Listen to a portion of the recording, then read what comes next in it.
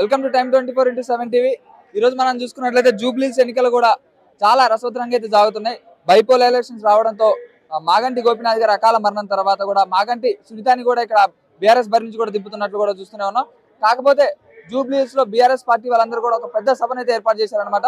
అసలు ఉన్న సమస్యలు కావచ్చు, ఏమేమి సమస్యలు ఉన్నాయి, ఒకవేళ బీఆర్ఎస్ పార్టీ గెలిచిద్దా కాంగ్రెస్ పార్టీ గెలిచిద్దా అనే దానిపై కూడా మనం మాట్లాడదాం. మన దగ్గర ఇప్పుడు నవీన్ పటేల్ గారు ఉన్నారు, బీఆర్ఎస్ నాయకులు.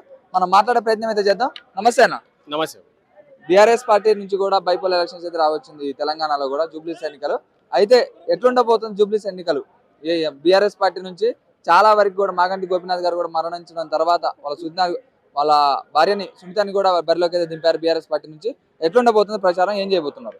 సో జూబ్లీహిల్స్ నియోజకవర్గంలో మరి మాగంటి గోపీనాథ్ గారిని కోల్పోవడం నిజంగా బాధాకరమైన విషయం. మరి మాగంటి గోపీనాథ్ గారు ఒక ఎమ్మెల్యేగానే కాకుండా ఒక మంచి మనిషిగా ప్రజలకి అందుబాటులో ఉన్న మంచి నాయకుడు ఆయన.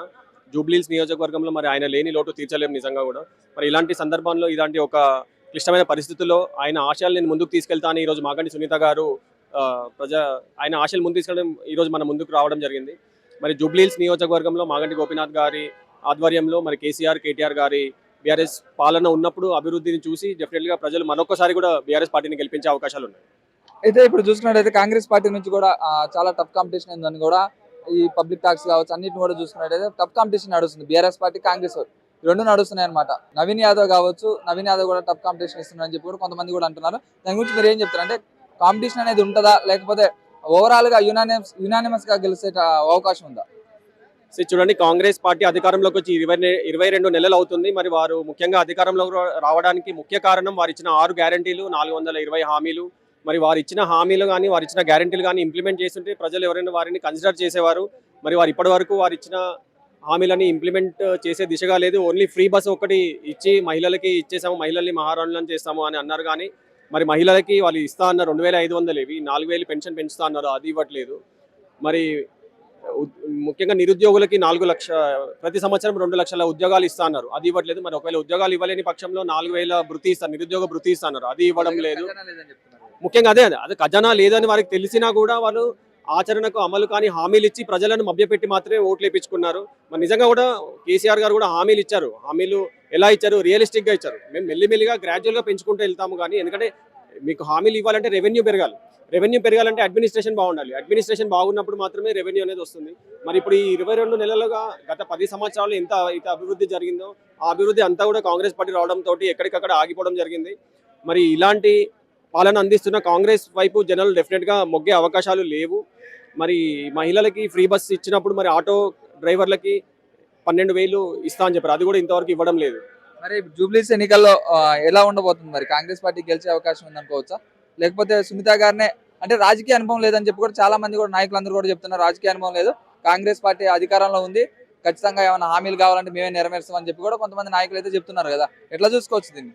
చూడండి, మీరే అంటున్నారు కాంగ్రెస్ పార్టీ దగ్గర డబ్బులు లేవు, రెవెన్యూ లేనప్పుడు వాళ్ళు ఇచ్చిన హామీలు ఎలా ఇంప్లిమెంట్ చేస్తారు? సో అది ప్రాక్టికల్గా ప్రజలందరికీ ఆల్రెడీ అర్థమైంది.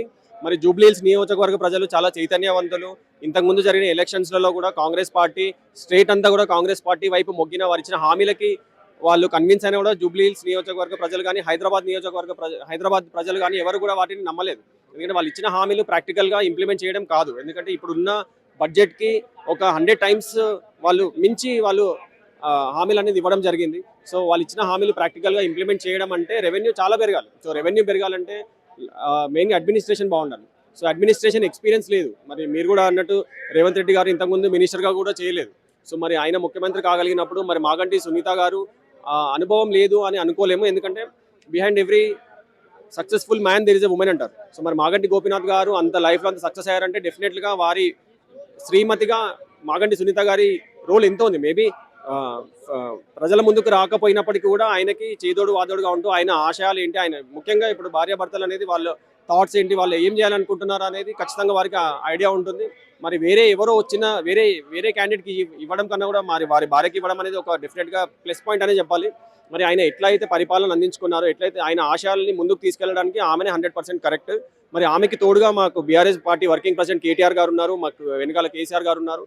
మరి బీఆర్ఎస్ పార్టీ క్యాడర్ మొత్తం కూడా మాగంటి సునీత గారికి సపోర్ట్గా ఉంది.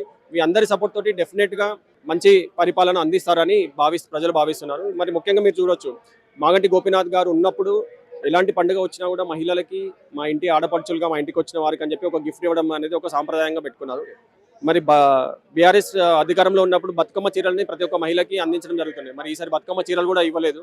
మరి బతుకమ్మ చీరలు ఇవ్వలేదు. మరి మాగంటి గోపీనాథ్ అన్నగారు లేకపోయిన లోటు నేను తీరుసా అని చెప్పి మాగంటి సునీత గారు తన సొంత డబ్బులతోటి డివిజన్ నియోజకవర్గంలో ఉన్న మహిళలందరికీ కూడా బతుకమ్మ కానుకగా బతుకమ్మ చీరని అందించడం జరిగింది. షేర్ చేయండి, లైక్ చేయండి, సబ్స్క్రైబ్ చేయండి. మరిన్ని వీడియోల కోసం బెల్ సింబల్ పై క్లిక్ చేయండి.